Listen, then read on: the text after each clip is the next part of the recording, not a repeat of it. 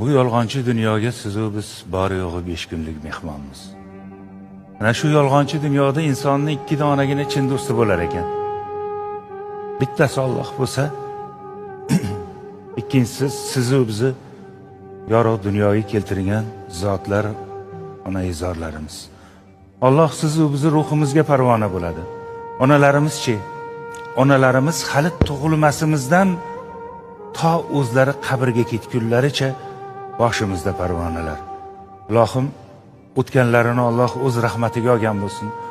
Borlarini, umrlarini ziyoda qilsin. Yaxshi kunlarda, to'ylarda qo'llarini duoga ochib turganliklarini ko'rish sizu bizga ko'p yillarga nasib etsin. Oqibat degan bir gap bor dunyoda.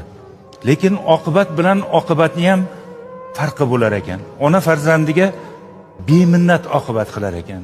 Farzandim mendan keyin qolsin, uni bo'ssin deb oqibat qilar ekan. Lekin farzandning oqibati omonat oqibat bo'lar ekan, minnatli oqibat bo'lar ekan. Bugun bor, ertaga ko'ramanmi, yo'qmi, keyin dushikki og'iz yaxshi gapimni ayamay deb oqibat qilar ekanmiz.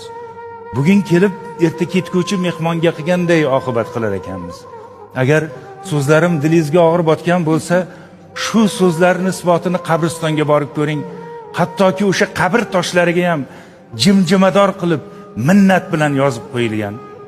Aziz farzandlaringizdan esdalik. Qarang, hattoki shu qabr toshini ham minnat bilan qo'yar ekanmiz.